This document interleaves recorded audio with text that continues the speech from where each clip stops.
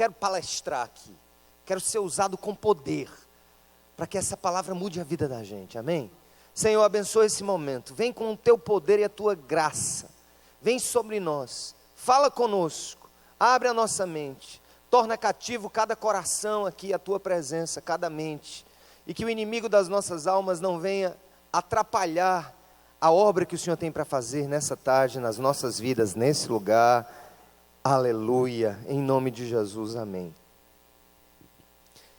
Depois disso, o Senhor designou outros 72 e os enviou 2 a 2 adiante dele, a todas as cidades e lugares, para onde ele estava, o que, gente? Prestes aí, presta atenção aqui, ó. Jesus pegou aquelas dezenas de pessoas, separou em duplas e mandou que aqueles discípulos e discípulas, provavelmente aqui, homens e mulheres, fossem nas cidades para onde ele estava prestes a ir. Olha a missão. E ele lhes disse: a colheita é grande, mas os trabalhadores são poucos.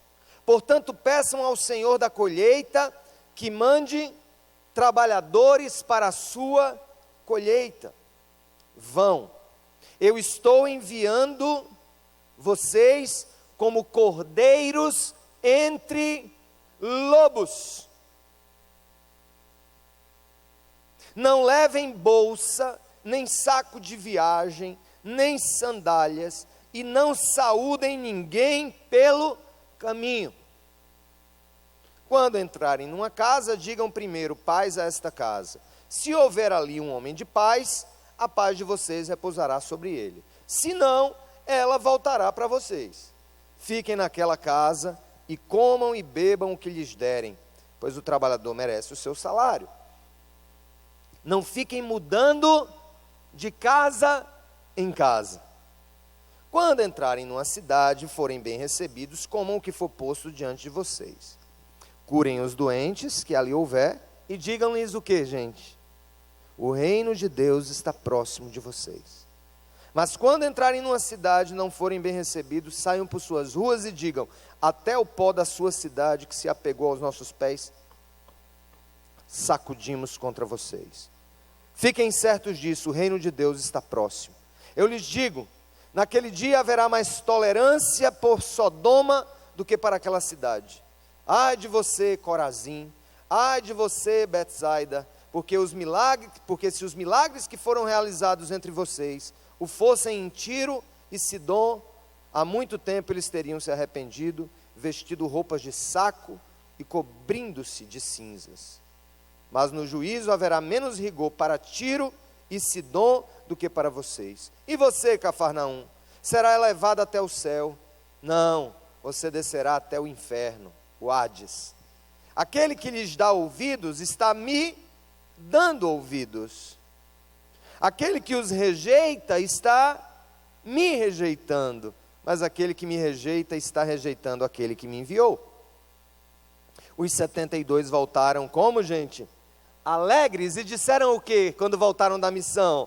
Senhor, até os demônios se submetem a nós em teu nome, oh glória!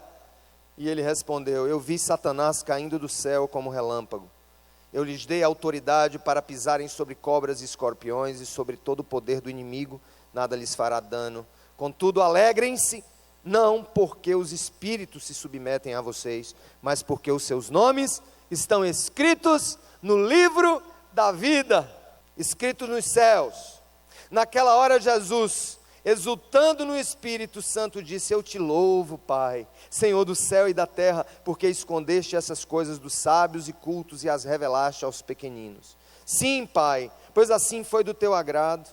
Todas as coisas me foram entregues por meu Pai. Ninguém sabe quem é o Filho a não ser o Pai, e ninguém sabe quem é o Pai a não ser o Filho, e aqueles a quem o Filho quiser revelar. Então ele se voltou para os seus discípulos e lhes disse em particular: felizes são os olhos que veem o que vocês veem, pois eu lhes digo que muitos profetas e reis desejaram ver o que vocês estão vendo, mas não viram, e ouvir o que vocês estão ouvindo, mas não ouviram. Louvado seja o nome do Senhor. Planejando para o sucesso, Agora eu posso até andar mais aqui e não sair do cenário. Planejando para o sucesso. Violão, lazer, igreja, terra, viagens, computador, calendário, óculos, ilha, comida, dinheiro, emprego. Todas essas coisas fazem parte das nossas buscas. Fazem parte daquilo que nós consideramos como elementos de uma vida feliz, de uma vida plena. E eu deixei para o último dia da série, Planejando para o Sucesso, exatamente um projeto final. Que eu consideraria e eu considero para mim mesmo o melhor projeto de vida que Deus me deu. Deus já me deu muita coisa. Eu já tive a oportunidade de fazer muita coisa, de estudar muita coisa, de conquistar muita coisa, de trabalhar em muitos lugares, de viajar em muitos países. Mas o maior projeto que Ele me deu tem a ver com esse texto. O maior projeto de vida que alguém pode querer. Eu chamei o tema dessa mensagem de o mais maravilhoso projeto de vida. Repita isso comigo. O mais maravilhoso projeto de vida. Jesus está falando dele aqui. O projeto de ser discípulo. O projeto de receber da voz de Deus, do favor de Deus, um comissionamento. Ah, como eu ficava feliz quando eu era criança. E meu pai muitas vezes dizia, meu filho, faça aqui. Quando ele demonstrava confiança que eu podia fazer alguma coisa. Ah, como eu gostava. Na época que trabalhei como assessor de juiz federal, durante 2 anos, quando ele confiava a mim a pesquisa e a minutagem, fazer a minuta de uma sentença tributária naquela época, que eu era apaixonado como estudante de engenharia, era apaixonado por direito já naquela época. Ah, como eu me sentia útil em ter um comissionamento, em ter alguém que me desse uma missão de vida, uma razão para você levantar de manhã e deitar de noite e pensar nisso, e considerar isso, e cogitar isso no seu coração. Jesus chegou para 70, em algumas traduções 70, outras 72, há aqui uma crise na questão do original, que é usado para isso aqui, talvez um copista tenha acrescentado os dois, a teoria mais consistente é de que sejam 70 mesmo, até porque os números 70, 40, 7, 12, nas escrituras têm uma representação simbólica muito importante para o povo judeu. Mas enfim, não é esse o caso. Várias dezenas de pessoas, Jesus chegou para elas e disse assim, eu quero dar uma missão para vocês. Vocês vão sair pelas cidades, obviamente, cidades ali de Israel, né, da Judéia, aliás, da Galileia, algumas da Judéia. Cidades em sua esmagadora maioria, se não todas, de gente que era judeu. E vocês vão apresentar o meu reino. Vocês vão dizer para eles que o reino está perto. E como é que vocês vão fazer isso? Ele começou a dizer como é que essa viagem deveria ser. Como é que esse projeto de vida deveria ser. E eu fico pensando, a primeira coisa que ele disse é o seguinte, vocês vão e vocês devem orar ao Pai, porque a colheita é muito grande, a seara é muito grande, mas os trabalhadores são muito poucos. Tem muito pouca gente para fazer o que precisa ser feito. Então, meus irmãos, eu separei aqui alguns componentes desse projeto de vida, que se você seguir, você vai ser feliz, você vai ser pleno, você vai encontrar a realização em Deus fazendo todas essas coisas. A primeira coisa, o primeiro componente desse projeto de vida, é que é um projeto que é dado por Jesus. Primeira coisa, primeiro ponto da mensagem, é um projeto dado por Jesus. Ele chega e diz assim, ó, Ele é quem chega para aquelas pessoas e diz, os designa e os envia 2 a 2. Deus está convocando um povo para essa missão. Essa missão continua.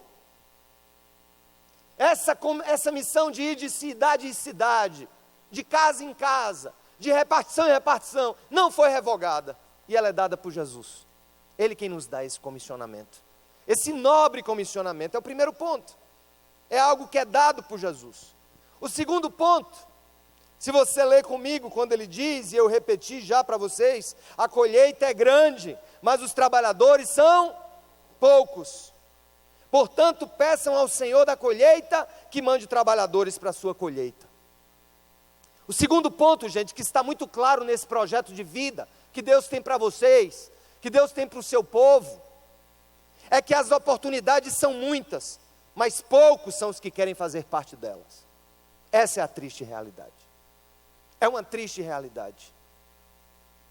O Espírito Santo está reverberando nessa nação, está falando, está usando pessoas, está usando líderes, está usando os meios de comunicação, homens e mulheres sérios nesse país, que amam a Jesus, que estão às vezes afônicos de tanto gritar e clamar para que a igreja de Cristo saia da inação, saia dos bancos, saia do comodismo, saia dessa religiosidade alienante, essa religiosidade preguiçosa, consumista, domingueira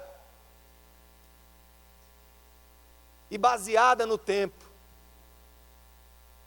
baseada na chuva, se vai chover ou se não vai chover, baseada no pregador do domingo, quem é que vai pregar para eu decidir se eu vou ou não vou.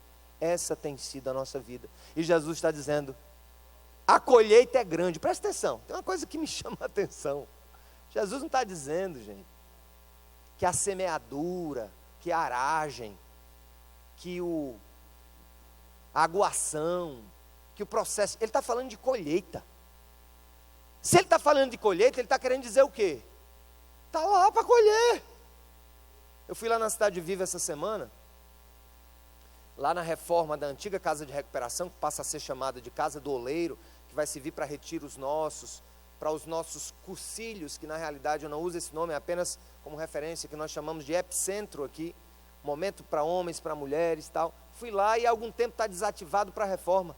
E lá na época que a gente estava funcionando como casa de recuperação para dependência química, foram plantados pelos alunos muitas pitangueiras e muitas acerolas. E eu cheguei lá, gente, essa semana, e fui fazer uma inspeção da obra com o engenheiro e com outros irmãos. Cheguei lá, gente, era aquele pé de acerola empinhado, que você olhava assim, você dizia, meu Deus. Pena que era 3 horas da tarde, você pegava na bicha, ela estava fervendo. E meu pai disse logo para mim, não coma não, que isso dá dor de garganta. Coisa do povo do interior, eu quero ver se tem medicina nesse negócio, tem ciência, porque eu deixei de comer a bicha porque estava quente mesmo. Mas eu olhei assim, era muita, e eu digo, meu Deus, por que eu não tenho agora um saco? Aí pega o chapéu, porque todo mundo com um capacete de obra, bota no capacete, eu lá confio nos meus cabelos, rapaz, para botar a acerola aqui dentro, e fiquei naquela, pego, não pego, e eu pegava, e eu vendo, meu Deus, eu tenho que levar os irmãos para a gente colher a acerola lá, e vender no sinal, dá para construir alguns metros quadrados da Cidade Viva, porque é muita, devia ter uns 50, uns 30, 50 pés de acerola, e eu fiquei pensando, olha aí, e Deus me falou, assim está meu povo, a colheita está pronta, mas não tem trabalhadores para ir colher. Sabe o que é que eu estou querendo dizer com isso? Deus está falando de responsividade ao Evangelho. O que é responsividade ao Evangelho? O que é um povo responsivo? É um povo que está doido que você chegue lá e pegue ele. É uma alma que está doida que você vai e colha ela. É gente chorando, sofrendo. É gente se degladiando em casa, com família destruída, com depressão, com medos, com fobias, desespero, mas responsivas à palavra de Deus. É como se Jesus dissesse assim, tem muitas flores a ser colhidas no meu jardim, mas não há jardineiros para colhê-las. O trabalho é de colher, gente. O Brasil e a América Latina, Deus está privilegiando metade do século XX em diante. Não precisa falar de avivamento, terra de avivamento, não sei o que, já é avivamento. A América Latina é a maior explosão de crescimento da igreja de Jesus na face da terra. Nem no tempo das missões apostólicas Você sabe, gente, o que é um continente que está assim, o povo está querendo Jesus, o povo está querendo a graça, agora ele está querendo conhecer. E quem está querendo conhecer é muito susceptível a comer porcaria que está sendo dada para ele. E o que é que eu vejo? Muita igreja séria, que conhece o Evangelho, que não está aí metida, enfronhada com teologia de prosperidade, que conhece o Evangelho, conhece o amor, a graça de Deus, mas é um povo que está assim, olhando a banda passar, e Jesus está dizendo, esse plano que eu tenho de vida para eles, que pena que poucos querem participar. Que pena, meus filhos, orem. Hoje eu fiquei feliz. Há 10 anos eu fazia reunião de liderança na sala da minha casa, comendo cuscuz com ovo. 10, 12 pessoas, era a nossa reunião de liderança. E eu achava gente com força, 10 pessoas. Você sabe o que é você reunir 400 líderes de uma igreja local? 400. Muitos faltaram. Muitas áreas não foram. Estima-se que a Cidade Viva deve ter uns 500 e tantos líderes. Fiquei muito feliz, mas eu olhei para cada um deles e disse, rapaz, se vocês já estão fazendo um barulho grande nessa cidade de bênção, em presídio, em um hospital em rua, imagina se vier mais ceifeiro. Eu vou dizer um negócio, a bandeira do Evangelho vai ser pregada em toda a repartição, em toda esquina, em todo o bairro dessa cidade, para a glória do Senhor e a alegria de João Pessoa. E a gente acaba com o carnaval, implodindo o carnaval por dentro. Quero ver quem vai pular se não tiver gente, vamos chamar os macacos da bica. Escutem, é um plano dado por Jesus, as oportunidades são muitas, mas poucos querem fazer parte dela. Aí em terceiro lugar, Jesus disse assim no verso 3, vão, eu estou enviando vocês como cordeiros entre os lobos. Isso é uma expressão que se usava no judaísmo. Ei rapaz, fulano está feito cordeiro no meio de lobo. Para dizer o seguinte, que alguém estava correndo risco. E talvez seja o terceiro ponto, a razão de Jesus mandar a gente orar por gente no segundo ponto. É porque esse trabalho que Ele tem para você e para mim, essa missão de vida maravilhosa, é arriscada. É arriscada, é muitas vezes dolorosa, às vezes a gente apanha, às vezes a gente leva coronhada da vida, do inferno. Mas Jesus está dizendo, é arriscado, eu estou mandando vocês como ovelhas no meio de lobos, mas não esqueçam, vocês são ovelhas no meio dos lobos, mas eu sou o pastor das ovelhas e o Senhor também dos lobos. Amém, igreja? Deus nos convida a uma missão arriscada, de falar do seu amor, de viver o seu amor, de viver a sua graça, mas é arriscado. Entretanto, Ele cuida de nós. É muito bom olhar para o meu tempo de ministério e dizer assim, Senhor, não foi nada fácil. Quantos riscos eu corri, quantas dores eu senti, quantas quedas eu levei, quantas noites eu deixei para trás. Mas eu vou dizer, parece coisa de adicto. No bom sentido da palavra, eu diria hoje a Jesus, Senhor, eu recomeçaria tudo outra vez. Porque os riscos que corri, não se comparam às alegrias que vivi. As dores que senti, não se comparam à felicidade de tirar pessoas das trevas. Repita comigo, é uma missão dada por Jesus? As oportunidades são muitas, mas poucos são os que querem fazer parte. É arriscada. E vem agora o verso 4, leia comigo. Não levem bolsa, nem saco de viagem, nem sandálias, e não saúdem ninguém pelo caminho. Então Jesus está dizendo, seja chato, né? Eu digo, rapaz, quando eu li esse texto pela primeira vez, então Jesus está dizendo assim, meu filho, é o seguinte, o jeito de viver a missão é assim, ó. Pastor, psst. Psst. Será que Jesus está querendo dizer isso? Senhor, o Senhor está querendo que eu seja chato? É essa a proposta? Vou explicar, coisa boa é a gente ter alguém para ensinar para nós, né? E me ensinar, eu vou ensinar para vocês. A questão é a seguinte, na cultura oriental, especialmente judaica, as saudações das pessoas quando se encontravam eram muito longas. Longas demais, a conversa. Oh! E aí conversava. Eu acho que a gente tem um pouquinho disso no Brasil, né? Acho que a gente misturou um pouquinho, né? Era uma saudação comprida. Eu trago isso para as igrejas. Às vezes eu pregar em igreja tradicional, eu digo, rapaz, vocês conversam demais. É muito comitê, é muito planejamento, é muita assembleia, é muita votação, é muito não sei o quê, é um lero-lero. Igreja que ainda perde tempo para se reunir, para saber qual vai ser a cor que vai pintar o auditório, o templo. Ai, Jesus, que agonia. Ora, se ele está dizendo não saúde ninguém pelo caminho, uma coisa é real. Ele está falando de urgência. Amém, irmãos?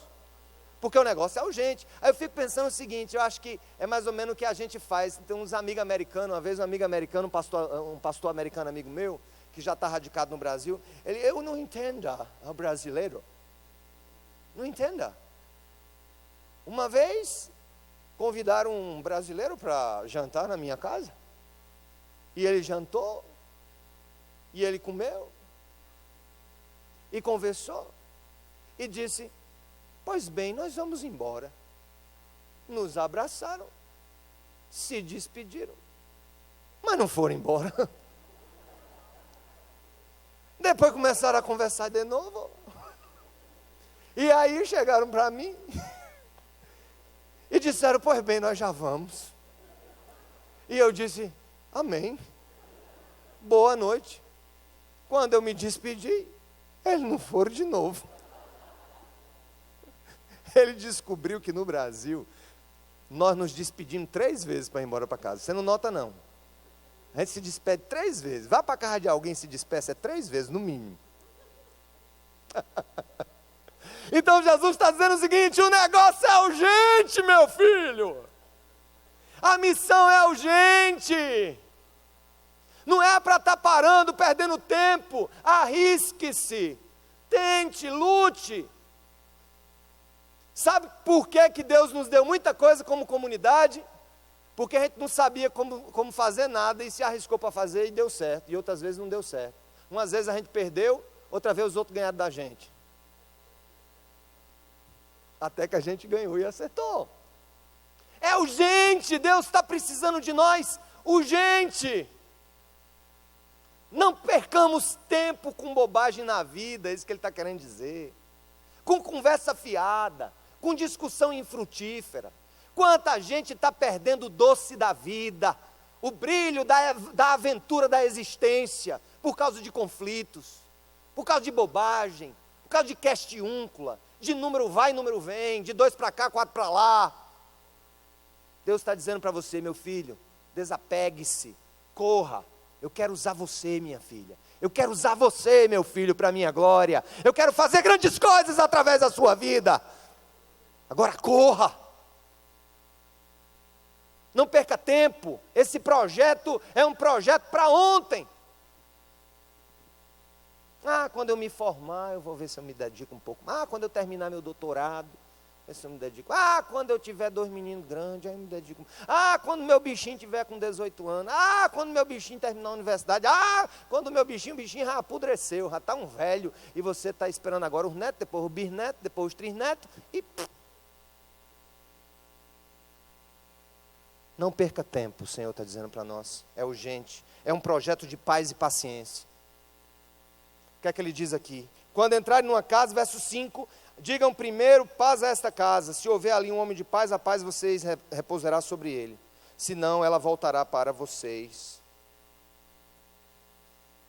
E ele diz assim, fiquem naquela casa e comam e bebam o que lhes derem, pois o trabalhador merece o seu salário. Não fiquem mudando de casa em casa. O que é que Jesus está dizendo por isso? Vá na cidade, prepare o povo, se hospede numa casa, invista naquela casa, invista naquele povo. Eu fico pensando o seguinte: nós somos a geração da impaciência, do muda-muda, do troca-troca. Os nossos relacionamentos são superficiais, nossos relacionamentos se tornaram líquidos e não sólidos. Até o quesito fé tornou-se artigo. Artigo no comércio espiritual. Nós somos impacientes. Nós não queremos investir tempo nas coisas e nas pessoas. A gente precisa mudar de casa, a gente prefere mudar de casa. Quando Jesus disse: vá, permaneça ali. E quando ele fala que o trabalhador é digno do salário, e quando ele mandou o povo sem sacola, sem bolsa, sem nada, para depender da provisão de Deus e da misericórdia dos seus hospedeiros, Jesus sabia, e aqui, gente, é uma patada na cara, sabe de quem? Uma patada na cara dos charlatões na fé, dos aproveitadores.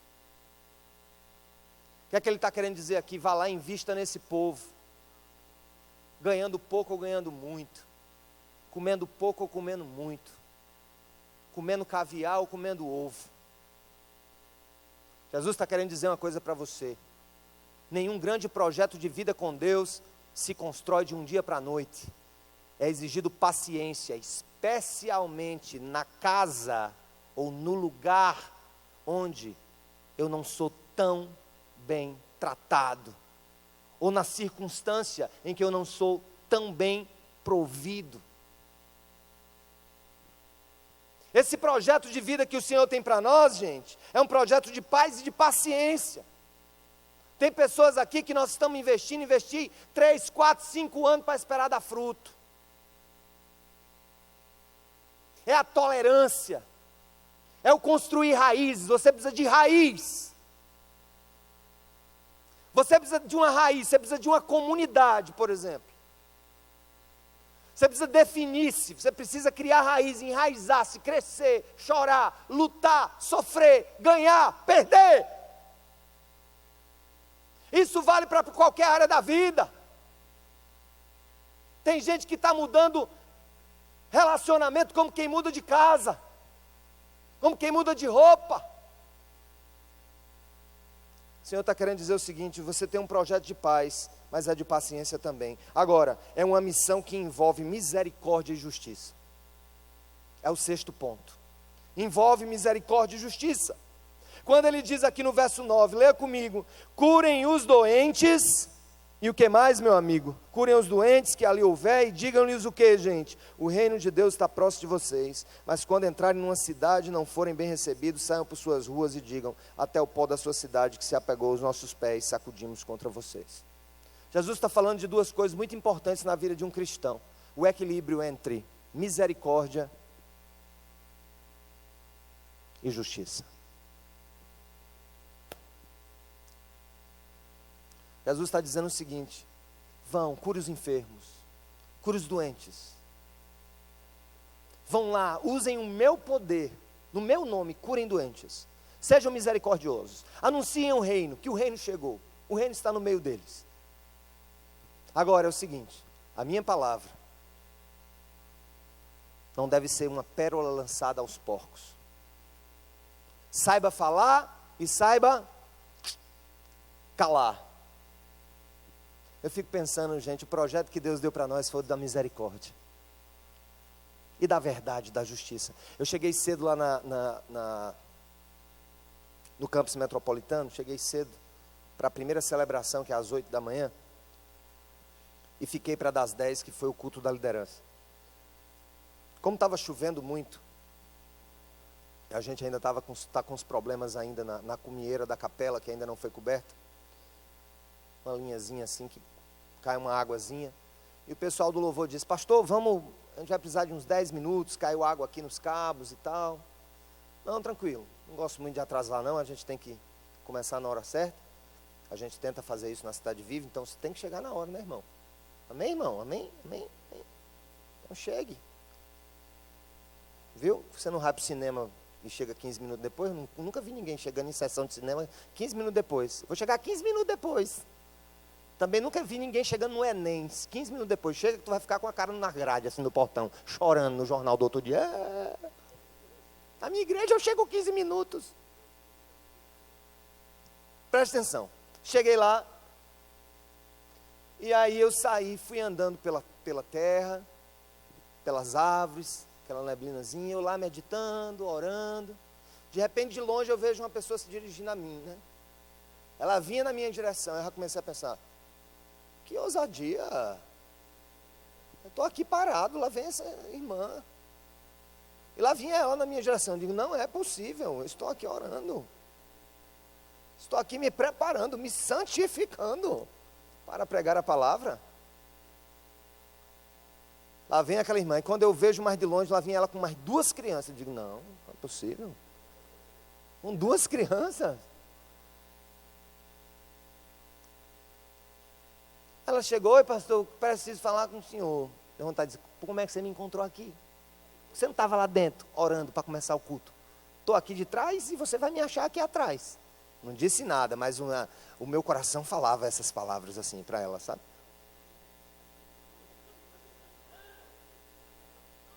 Aí eu perguntei, minha irmã, amém, minha irmã. Tipo assim, vai ter outra hora, né, minha irmã? Vai já começar o culto, você vai começar uma conversa longa. Aí eu perguntei a ela, tá tudo bem com você, minha irmã? Ela riu, abriu um risão e disse, tá tudo bem. Aí que eu fiquei com raiva mesmo. A pessoa está bem, vem importunar a minha hora de santificação pessoal, a minha autonomia espiritual, na minha 3ª e 4ª dimensões, da busca da unção, do 3º setor da glória de Deus, que eu estava ali sozinho. E aí, ela disse, mas tinha uma coisa que eu queria muito a sua ajuda. Aí começou a chorar. Aí eu fiquei com raiva. Porque ela mentiu para mim, disse que estava tudo bem e estava chorando. A princípio eu fiquei com raiva, ela começou a contar, não pastor, é porque eu tenho um filhozinho de 4 meses, que ele nasceu com uma doença no pulmão dele, como se fosse um tumor, uma fibrose, alguma coisa entre 2 pulmões que pode se agravar, ele pode ter morte súbita.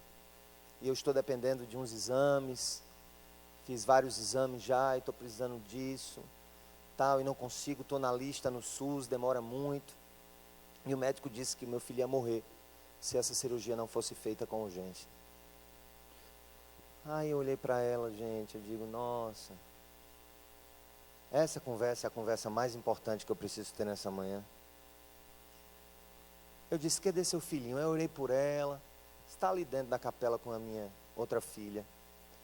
Aí eu entrei, peguei o bebezinho, botei no meu braço,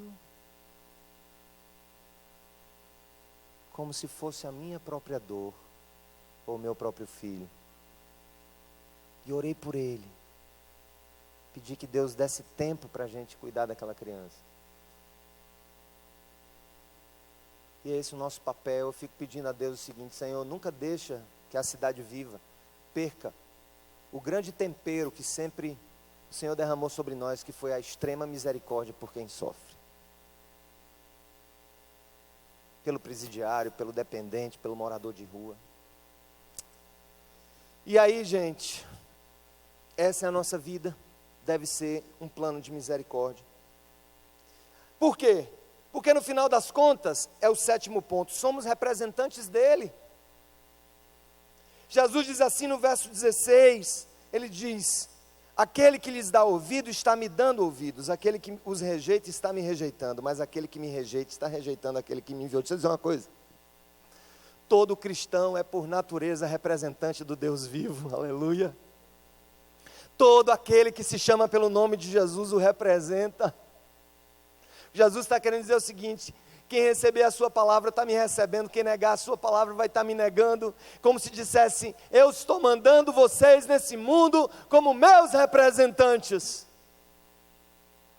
Ame as pessoas, preguem o reino, preguem o juízo também, mas saibam que vocês me representam. E no 8º ponto, quando eles chegaram, aí foram contar a Jesus, Jesus, o negócio foi bom demais, Os capirotos saíram tudo correndo. Toda vez que a gente expulsava o bicho saía no nome de Jesus. Que alegria, que poder. Oh, que felicidade.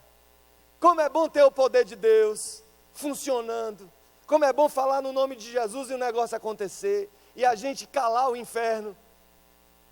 Aí eu me lembro, gente, nesse texto, quando eu me converti. Depois dos 3 anos eu comecei a ter experiências espirituais dessa ordem. Eu não acreditava muito, eu era meio cético. Mas Deus me deu muitas experiências na área de libertação. Ainda novinho na fé. De manifestações das mais filosóficas, eu já expulsei demônio filósofo. Conversa, só você vendo. Mas um espírito de engano na pessoa. Até dos mais violentos, irados, iracundos, agressores, opressores. Tive várias experiências. E eu confesso para você uma coisa, que hoje a igreja valoriza demais o poder. Todo mundo quer o poder. Poder de calar o inferno, poder de determinar a vitória, poder de determinar o sucesso e a prosperidade. E muitos se alegram porque veem que o nome de Jesus tem poder. O que poucos não lembram é que Jesus disse uma vez que vai chegar um grande dia, onde muitos vão chegar para Ele e vão dizer: Senhor, eu expulsei demônios no Teu nome, eu curei pessoas no Teu nome, eu preguei no Teu nome, e eu lhes direi: afastem-se de mim, vocês que cometem a iniquidade. Porque o nome de Jesus tem poder, amém, irmãos? Mas não é o uso do poder do nome de Jesus que deve ser a minha maior alegria e felicidade. Jesus disse assim: olha, eu vi Satanás caindo do céu, eu conheço a história do cosmo. E eu dei para vocês autoridade sobre todo demônio, todo espírito das trevas. Contudo, todavia, entretanto, abro o olho. Não se alegrem pelo poder que vocês têm de orar no meu nome e verem coisas acontecerem. Alegrem-se porque os nomes de vocês estão escritos no livro da vida. Porque o nome de vocês está escrito no céu. Isso nos torna humildes, entendendo que o poder não é nosso e mais ainda, que o poder é muitas vezes a subversão da própria consciência da nossa salvação. Muitos estão achando que vida cristã é demonstração de poder. Vida cristã é muito mais demonstração de humildade, de graça e da obediência a Jesus. Que eu conheço muita gente craque em fazer peripécias espirituais, em orar em língua e dar cangapé e tudo mais. Mas são pessoas que de longe expressam o caráter de Jesus Cristo. Esse projeto que Jesus tem para você é de poder, mas esse poder deve ser a consequência de uma vida com Deus e não a base da confiança. Porque poder, muitos homens nessa história tiveram, de Hitler a Mussolini, dos grandes ditadores aos grandes déspotas, que expressaram com poder fazer muita coisa, mas no final das contas, não pareceram nada com o Senhor que é a fonte de todo poder. É melhor ser fraco e parecer com Jesus, do que ter poder e parecer-se com Satanás, que a propósito é muito poderoso. E finalmente, é um projeto para os simples de coração. E é um grande privilégio. Jesus disse assim, olha, a Bíblia diz assim, gente, lê o 21 comigo, olha que coisa linda. Naquela hora Jesus exultando no Espírito Santo, sabe o que é exultar no Espírito? Ele é tomado por uma alegria, ele é tomado por uma profusa realização no Pai e no Espírito. Ele é tomado por algo tão grandioso. A Bíblia diz aqui, naquela hora Jesus, exultando no Espírito, disse, eu te louvo, Pai, Senhor do céu e da terra, porque escondestes essas coisas dos sábios e dos cultos, e as revelaste aos pequeninos. Sim, Pai, pois assim foi do teu agrado. Sabe qual é o último grande ponto desse projeto? O melhor projeto de vida? É que é um projeto para os simples de coração e não para os arrogantes. No reino de Deus não há lugar para arrogância. No reino de Deus não há lugar para prepotência. No reino de Deus não há lugar, gente, para aqueles que confiam no seu intelecto. No reino de Deus não há lugar para aqueles que idolatram o seu conhecimento. No reino de Deus não há lugar para aqueles que tornaram seus títulos e suas riquezas o seu próprio bezerro de ouro, para adorá-lo como se Deus fosse. Jesus disse que o mistério dele é com os simples, é com os humildes. É os que se olham no espelho e dizem assim: poxa, Senhor, obrigado porque o Senhor me abençoou para expulsar demônio, para pregar a palavra, para ganhar pessoas para o Senhor. O Senhor me ajudou a alcançar isso, aquilo, mas Senhor, obrigado. Obrigado por me ensinar que eu sou pequeno. E eu quero ser simples de coração. Quero contar uma última história para vocês, que para mim é razão de muita honra. Tem vindo muitas caravanas do Brasil inteiro visitar a Cidade Viva. Pastores, líderes, padres. Há padres em João Pessoa que já vieram à Cidade Viva pedir ajuda em áreas específicas, na área de tecnologia, e nós temos o maior prazer de abençoar todos os que vêm aqui. Muitos se encontram comigo nessas conferências e dizem: pastor Sérgio, estive lá na Cidade Viva, rapaz, sua equipe me atendeu, mas vou dizer, rapaz, o negócio lá é poderoso, né, irmão? Nosso grande, tem umas luzinhas piscando, eu ri lá. Eu entrei na sala de tecnologia, nossa, quanta coisa, quanto computador, quanta gente trabalhando, o negócio é poderoso.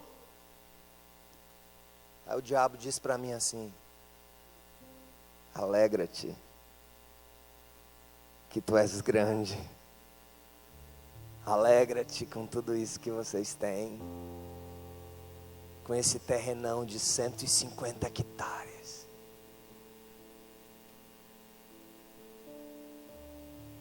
Aí Deus chama o feito à ordem, fala o coração e diz: meu filho,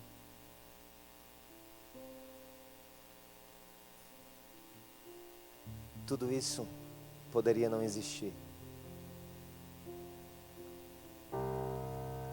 porque um dos grandes focos da minha presença hoje em países da África acontece em tribos onde os irmãos, seus irmãos, se sentam debaixo de árvores e me adoram em espírito e em verdade.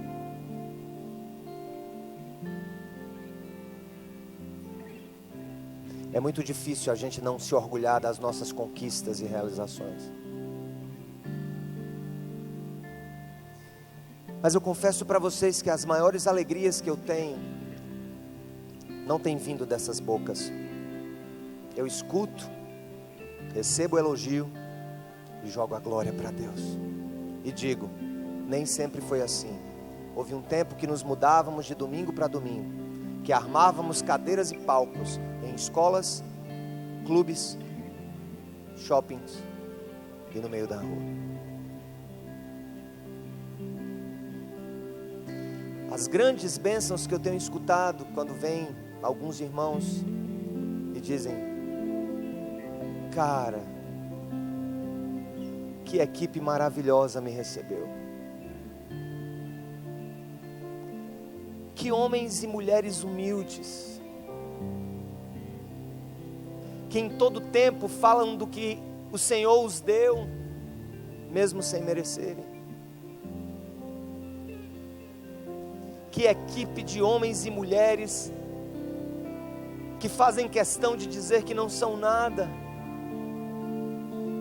e que foram escolhidos como tripulantes desse grande navio de bênçãos que Deus tem tornado esse lugar. Não há lugar para orgulho diante de Deus, só de humildade, só de honra a Ele, só de glórias ao nome dEle. Humilhem-se na minha presença e eu vos exaltarei. O meu mistério é com os simples.